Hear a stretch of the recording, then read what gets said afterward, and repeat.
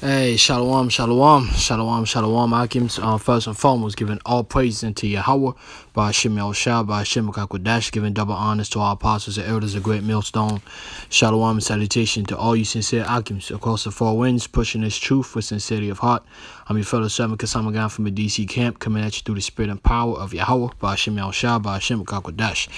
Basically, in this this quick video and lesson, I'll probably entitle this Timothy's father, the Israelite called Greek. Just going into a more deeper understanding and bringing more information on the fact that when you read the New Testament and you see the word Greek, especially when it goes into Timothy's father, and you have to understand that you have to understand what Greek means, and you have to understand what it meant back then. You have to go into the history. You have to learn about the Greco-Roman Empire, the different phases of the Greek Empire. Okay, the different colonies. Okay, so what you see right here, of course, you'd be like, well, what do you have this image on? Now, this image right here is the image of this new Netflix series. Well, it's not really new, but it's been on Netflix for a minute now. It goes back to the movie Troy, of course, with the mythical character called Achilles. Now, if you know anything about the first Achilles, the movie, it was Brad Pitt. But the Netflix, they finally came out with the truth and let you know that the colony that was under I think it's Amenemdum, something like that, the king at the time. One of those colonies, that's where Achilles was the kind of a sub-ruler of, okay? And come and find out, it was always known, but it was hidden that those are Negroes, okay? That was a Greek colony of Negroes. You had so-called Negroes calling themselves Greeks, fighting for Edomite Greeks, okay? And you also had other colonies of Asian Greeks. You had colonies of different other races of people that call themselves Greeks. So first what we want to do is let's go to the scripture itself.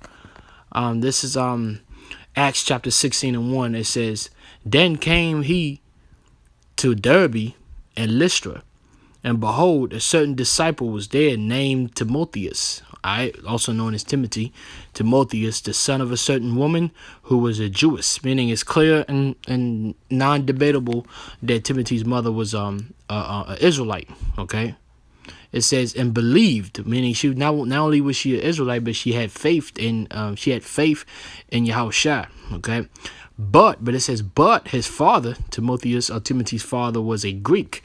So normally, if you lack history and if you lack knowledge in Greco-Roman history, immediately your brain is going to go towards what you were taught here in America, in the Western, the new modern Western civilization, which pretty much tells you that the Greece was really pretty much ran and only really inhabited by Edomites. Who are the Edomites? The so-called right race, the Europeans. Okay, so when you look at ancient Greece, the first thing that pops up in your mind is the European man, he was the head, but just like the European man or the Caucasian man or the Edomite man does, he has lust for conquering other nations and setting up colonies. That's just how he moves. He conquers nations and he sets up colonies of these nations within that conquered nation. Okay, and these nations begin to gravitate towards his language and towards his culture. Okay, so what we want to do, we want to look up the word Greek. So when you go down there, Greek, as you see right here, says Helen, G1672 Helen. Okay, so we're going straight to biblical usage. It says a Greek, either by nationality, okay, whether a native of the mainland or of the Greek island or colonies. So it wasn't just the colonies, it was also, of course, that's why the European man was also known, or the Edomite, or European, Caucasian, known as Greeks. But you also had Greeks in islands and colonies. Those islands and colonies were mostly where conquered other races, okay? Other races that were conquered by the European Greek, the so-called white European Greek, they were put into these islands, okay? into these colonies. And what is a colony? Just like here in DC, you have what you call Southeast. It's 99, well, not 99. It used to be 90% so-called, black. Okay, but it's still mostly known as Southeast is mostly known as a black city, or a black corner, of the city, like a colony where you expect to see the majority of a certain race. But guess what? Southeast are part of DC, and DC are part of the United States of America. The United States of America is ran by so-called Americans, so-called Edomites, so-called white men. So, and when you look at America, when you close your eyes, you look at America, you can't just immediately just think it's so-called white people. It's multiple nations here calling themselves Americans. All right, but so let's stick with the islands and colonies, because that's the main point of this video. So now that we know, okay, Timothy's father was a Greek, and he was a part of colonies, right? Now, this is another thing. Now, you have this individual right here, right? He's a basketball player. You well know him if you watch sports. Yeah, actually, his team, he plays for the Milwaukee Bucks. His name is Giannis Antetokounmpo, right? And he's like a new star in the league. And his nickname is the Greek Freak, because he's actually, as I was gonna say it, he was actually, he has citizenship and this a nationality. Why? Because he's born and raised in Greece, right? But check this out. Let me read right here. The undefeated, it says the Greek Freak wants to go back to his Nigerian roots. See, that's the thing. Now, he's considered Greek by nationality, born and raised. But see, he wants to learn about his roots, because he knows his roots go back to Nigeria, okay, the western part of Africa, okay, where we know the nation of Israel, migrated towards, okay, and while they were running from the Roman persecution back in 70 AD.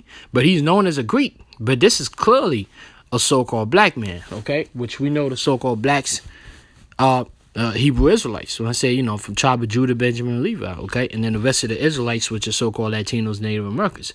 So, but everybody in this modern day calls this man a Greek and a Greek freak. Well, guess what? You got to be able, your mind also has to be able to use that when you expand and use that when you read Acts 16:1.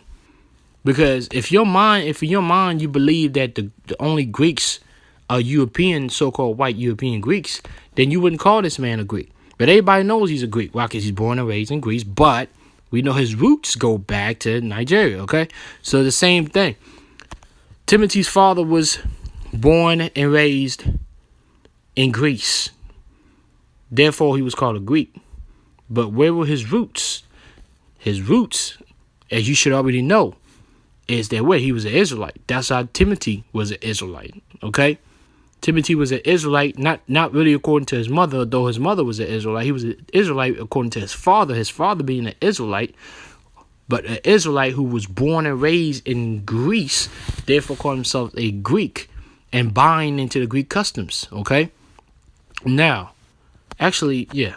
So, now when you go to Edom Online, okay, you look up the word Greek, what comes up is Hellenist, okay? Hellenist comes up. Now, when you look up Hellenic, so when you look up Hellenic, you want to go down to this word right here, Achaeans, all right? In the red, Achaeans, Achaean, Achaean. You want to click on that. Now, when you click on Achaean, it says a Greek generally later restricted to natives or inhabitants of Achaea, a region in the Peloponnese, okay? The Achaean League after 280 BCE was a model for later Federal Republic in Latin. Achaeus meant a Greek, okay? Now, when you look up Achaean, right, and you go into the history, because I was like, okay, because I heard that word Achaean before, because I'm always about watching movies about, ancient times when you had swords and all and so on and so forth, Greek mythology and so on and so forth, because a lot of the Greek mythology is actually based on a lot of real stuff that happened. It's just that, of course, you had the myth is the extra stuff to kind of make it bigger than what it was. You know what I'm saying? But so now when you type in the Achaean, okay, you type in